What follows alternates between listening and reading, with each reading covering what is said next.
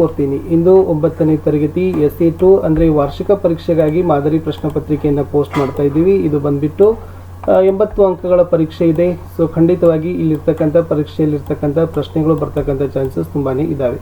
Already 9th ಅಲ್ಲಿ ನಾನು ಎಲ್ಲ ವಿಷಯಗಳಲ್ಲಿ ಕ್ವಶನ್ ಪೇಪರ್ ಮತ್ತು ಕೀ ಆನ್ಸರ್ಸ್ಗಳನ್ನು ಹಾಕಿದ್ದೀನಿ. ವಿಡಿಯೋದ ಡಿಸ್ಕ್ರಿಪ್ಷನ್ ಬಾಕ್ಸ್ನಲ್ಲಿ ನಿಮಗೆ FA SA ಎಕ್ಸಾಮ್ 2024-25 ಅಂತ ಪ್ಲೇಲಿಸ್ಟ್ ಲಿಂಕಲ್ಲಿ 9th SE2 ವಾರ್ಷಿಕ ಪರೀಕ್ಷೆಯ ಎಲ್ಲ ವಿಡಿಯೋಗಳು ಸಿಗ್ತವೆ. ಸೊ ದಯಮಾಡಿ ವಿಡಿಯೋಗಳನ್ನು ಲೈಕ್ ಹಾಗೂ ನಿಮ್ಮ ಗೆಳೆಯರಿಗೆ ಶೇರ್. ನೀವು ಫಸ್ಟ್ ಟೈಮ್ ವಾಚ್ ಮಾಡ್ತಿದ್ರೆ ಸಬ್ಸ್ಕ್ರೈಬ್ ಮಾಡೋದನ್ನು ಮಾತ್ರ ಮರೆಯದಿರಿ ಅಂತ ಹೇಳ್ತಾ ಸೊ ಪ್ರಶ್ನೆಗಳಿಗೆ ಉತ್ತರಗಳನ್ನು ನೋಡ್ತಾ ಹೋಗೋಣ.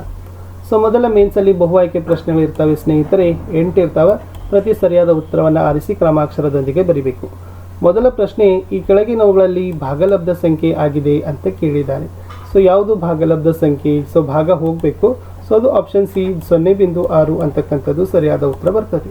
ಪ್ರಶ್ನೆ 2, P of x = x³ - 2x + 15 ಈ ವರ್ಗ ಬಹುಪದೋಕ್ತಿಯ ಮಹತ್ತಮ ಘಾತ ಅಂತ ಕೇಳಿದ್ದಾರೆ. ಮಹತ್ತಮ ಅಂದರೆ ದೊಡ್ಡದು, ಘಾತ ಅಂದರೆ ತಲೆ ಮೇಲೆ ಇರ್ತಕ್ಕಂಥದ್ದು, ಪವರ್ ಅಂತ ಹೇಳ್ತಾರೆ.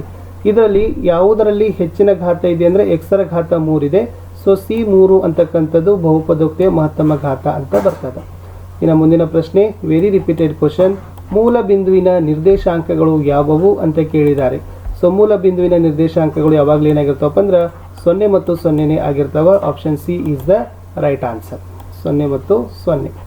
ಪ್ರಶ್ನೆ 4, 2 ಚರಾಕ್ಷರವುಳ್ಳ ರೇಖಾತ್ಮಕ ಸಮೀಕರಣಗಳ ಹೊಂದಿರಬಹುದಾದ ಗರಿಷ್ಠ ಪರಿಹಾರಗಳ ಸಂಖ್ಯೆ ಅಂತ ಕೇಳಿದ್ದಾರೆ.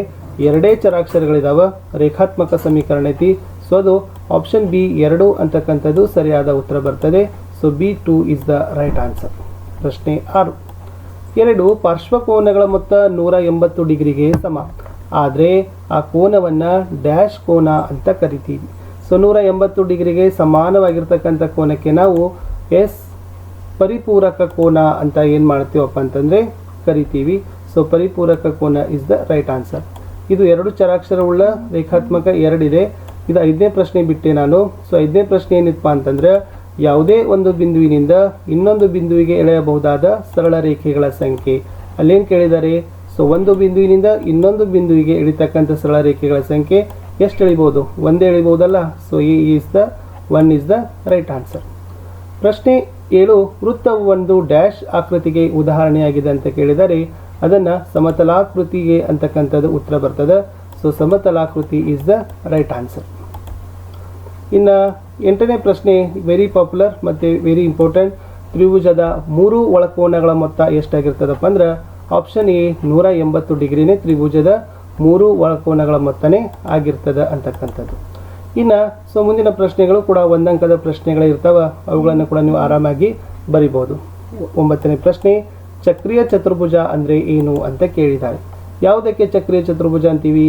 ಒಂದು ಚತುರ್ಭುಜದ ಶೃಂಗ ಬಿಂದುಗಳು ವೃತ್ತದ ಮೇಲಿದ್ದರೆ ಅದನ್ನು ಚಕ್ರೀಯ ಚತುರ್ಭುಜ ಅಂತ ಕರಿತೀವಿ ಅನ್ನೋದನ್ನು ನೀವೇನು ಮಾಡಬೇಕು? ಬರಿಬೇಕು. ಮುಂದಿನ ಪ್ರಶ್ನೆ 10, ದತ್ತಾಂಶಗಳನ್ನು ನಕ್ಷೆಗಳಲ್ಲಿ ಪ್ರತಿನಿಧಿಸುವ 3 ವಿಧಾನಗಳನ್ನು ಬರೀರಿ ಅಂತ ಕೇಳಿದ್ದಾರೆ. ಸೊ 3 ಟೈಪ್ಸಲ್ಲಿ ಬರಿತೀವಿ. 1ನೇದು ಸ್ತಂಭಲೇಖಗಳನ್ನು ಬಳಸ್ತೀವಿ, 2ನೇದು ಆಯತ ಚಕ್ರಗಳನ್ನು ಹಾಕ್ತೀವಿ ಅಥವಾ ಅದನ್ನೇ ಹಿಸ್ಟೋಗ್ರಾಮ್ ಅಂತೀವಿ. ನೆಕ್ಸ್ಟ್ ಆವೃತ್ತಿ ಬಹುಭುಜಾಕೃತಿಗಳು ಅಂತಕ್ಕದ್ದನ್ನು ನಾವೇನು ಮಾಡ್ತೀವಪ್ಪ ಅಂತಂದರೆ ಬಳಸ್ತೀವಿ. ಪ್ರಶ್ನೆ 11, ಶಂಕುವಿನ ಪಾರ್ಶ್ವ ಮೇಲ್ಮೈ ವಿಸ್ತೀರ್ಣ ಕಂಡುಹಿಡಿಯುವ ಸೂತ್ರವನ್ನು ಬರೀರಿ. ಸೊ ಶಂಕುವಿನ ಪಾರ್ಶ್ವ ಮೇಲ್ಮೈ ವಿಸ್ತೀರ್ಣವನ್ನು ಕಂಡುಹಿಡಬೇಕಾದ್ರೆ ನಾವೇನು ಬರಿತೀವಿ? 2πrl ಅಂತಕ್ಕದ್ದನ್ನು ಬರೆಸ್ತೀವಿ. ಸೊ πrl ಅಂತಕ್ಕಂಥದ್ದು ಶಂಕುವಿನ ಪಾರ್ಶ್ವ ಮೇಲ್ಮೈ ವಿಸ್ತೀರ್ಣವನ್ನು ಕಂಡುಹಿಡಿತಕ್ಕಂಥ ಸೂತ್ರ. 12, ತ್ರಿಜ್ಯ r ಹೊಂದಿರುವ ವೃತ್ತ ಪರಿಧಿ ಕಂಡುಹಿಡಿಯುವ ಸೂತ್ರವನ್ನು ಕೇಳಿದ್ದಾರೆ. ಸೊ ತ್ರಿಜ್ಯ r ಇತ್ತಂದರೆ ವೃತ್ತ ಪರಿಧಿ ಏನಾಗಿರ್ತದೆ? 2πr ಅಂತಕ್ಕಂಥ ಸೂತ್ರ ಹಾಕಿ ನಾವು ಅದರ ಲೆಕ್ಕಗಳನ್ನು ಹಾಕ್ತೀವಿ. 13ನೇ ಪ್ರಶ್ನೆ, 2 ತ್ರಿಭುಜಗಳು ಯಾವ ಸಂದರ್ಭದಲ್ಲಿ ಸರ್ವಸಮನೆ ಆಗಿರ್ತವೆ ಅಂತ ಕೇಳಿದರು. ಸೊ ತ್ರಿಭುಜಗಳು ಏನಾಗಿರ್ತಾವಪ್ಪ ಅಂದ್ರೆ 2 ತ್ರಿಭುಜದ ಆಕೃತಿಗಳು ಒಂದೇ ಆಕಾರ ಮತ್ತು ಒಂದೇ ಗಾತ್ರವನ್ನು ಹೊಂದಿದ್ದರೆ ಅವುಗಳನ್ನು ನಾವೇನಂತೀವಪ್ಪ ಅಂದ್ರೆ ಆ ಸಂದರ್ಭದಲ್ಲಿ ಅವು ಸರ್ವಸಮ ಆಗ್ತವೆ ಅಂತಕ್ಕಂಥದ್ದು ಇತ್ತು. ಪ್ರಶ್ನೆ 14, x = 3y ಈ ಸಮೀಕರಣವನ್ನು ಹೇಳಿಕೆ ರೂಪದಲ್ಲಿ ಬರೀರಿ ಅಂತ ಕೇಳಿದರೆ. So it's a very easy. x = 3ರಲ್ಲಿ x ಎಂಬ ಪದವು y ಪದದ 3ರಷ್ಟಕ್ಕೆ ಸಮಾನವಾಗಿದೆ ಅನ್ನೋದನ್ನು ಬರಿಬಹುದು, ಅಥವಾ x ಇದು 3yಗೆ ಸಮಾನವಾಗಿದೆ ಅಂತಕ್ಕದ್ದನ್ನು ಕೂಡ ನಾವೇನು ಬರಿತೀವಿ? ಬರೆದ್ರೆ ಸೊ ಅಂಕಗಳನ್ನು ನಿಮಗೆ ಕೊಡ್ತಾರೆ. ಪ್ರಶ್ನೆ 15, -2 -5 ಈ ಬಿಂದುಗಳು ಯಾವ ಚತುರ್ಥಕದಲ್ಲಿ ಬರ್ತವೆ? ಸೊ -2 ಮತ್ತು -5 ಈ ಬಿಂದುಗಳು ಎರಡನೇ ಚತುರ್ಥಾಂಕದಲ್ಲಿ ಬರ್ತಕ್ಕಂಥವುಗಳೇ ಆಗಿದ್ದಾವೆ. ಇನ್ನು 16ನೇ ಪ್ರಶ್ನೆ, ಸರಳ ಯುಗ್ಮ ಎಂದರೆ ಏನು? ಯಾವುದಕ್ಕೆ ಸರಳ ಯುಗ್ಮ ಅಂತೀವಪ್ಪ ಅಂದ್ರೆ ಎರಡು ಪಾರ್ಶ್ವಕೋನಗಳ ಮೊತ್ತ 180 ಡಿಗ್ರಿ ಆಗಿದ್ರೆ ನಾವು ಅದನ್ನು ಸರಳ ಯುಗ್ಮ ಅಂತ ಕರಿತೀವಿ. ಇಷ್ಟು ನಾನು ಏನು ಮಾಡಿದ್ದೀನಿ, ಈ ವಿಡಿಯೋದಲ್ಲಿ 1ರಿಂದ 16 ಪ್ರಶ್ನೆಗಳಿಗೆ ಉತ್ತರಗಳನ್ನ ಕೊಟ್ಟಿದ್ದೀನಿ. ಸೊ ನೆಕ್ಸ್ಟ್ ವಿಡಿಯೋದಲ್ಲಿ ನಾನು ಏನು ಮಾಡ್ತೀನಿ, ಈ ಕೆಳಗಿನ ಪ್ರಶ್ನೆಗಳಿಗೆ ಕೊಡ್ತೀನಿ. ಸೊ ನೋಡ್ಕೊಂಡೋಗಿ ನೀವುಗಳು ಕೂಡ ಬಿಡಿಸ್ಲಿಕ್ಕೆ ಪ್ರಯತ್ನ ಮಾಡಿ. ಸೇಮ್ ಪ್ಯಾಟರ್ನಲ್ಲಿ ಕ್ವಶನ್ಸ್ಗಳು ನಿಮಗೆ ಬರ್ತವೆ. 6 ಮತ್ತು 3 ಮತ್ತು 4ರ ನಡುವಿನ 4 ಭಾಗಲಬ್ಧ ಸಂಖ್ಯೆಗಳನ್ನು ಬರೀರಿ. 18ನೇ ಪ್ರಶ್ನೆ, x+4 x-4 ಸೂಕ್ತ ನಿತ್ಯ ಸಮೀಕರಣ ಅನ್ವಯಿಸಿ ಬಿಡಿಸ್ರಿ. 19ನೇ ಪ್ರಶ್ನೆ, 2x + 4y = 12 ಈ ಸಮೀಕರಣಕ್ಕೆ 2 ಪರಿಹಾರಗಳನ್ನು ಕಂಡುಹಿಡಿಯಿರಿ. 20ನೇ ಪ್ರಶ್ನೆ, ಯೂಕ್ಲಿಡ್ನ ಯಾವುದಾದರೂ 2 ಆಧಾರ ಪ್ರತಿಜ್ಞೆಗಳನ್ನು ಬರೀರಿ. 21, ಸಮಾಂತರ ಚತುರ್ಭುಜ ಯಾವ ಸಂದರ್ಭದಲ್ಲಿ ಆಯತವಾಗ್ತದೆ? 22, ಚಕ್ರೀಯ ಚತುರ್ಭುಜದಲ್ಲಿ ಕೋನ ಎ ಮತ್ತು ಕೋನ ಬಿ ಲಂಬ ಕೋನಗಳಾದರೆ ಉಳಿದ ಕೋನಗಳನ್ನು ಕಂಡುಹಿಡಿಯಿರಿ.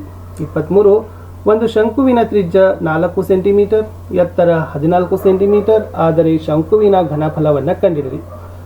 24, ಒಂದು ತ್ರಿಭುಜದ ಬಾಹುಗಳ ಅಳತೆಗಳು 4 ಸೆಂಟಿಮೀಟರ್, 5 ಸೆಂಟಿಮೀಟರ್ ಮತ್ತು 8 ಸೆಂಟಿಮೀಟರ್ ಆದರೆ ತ್ರಿಭುಜದ ವಿಸ್ತೀರ್ಣವನ್ನು ಹೆರಾನ್ನ ಸೂತ್ರವನ್ನು ಬಳಸಿ ಕಂಡುಹಿಡಿಯಿರಿ.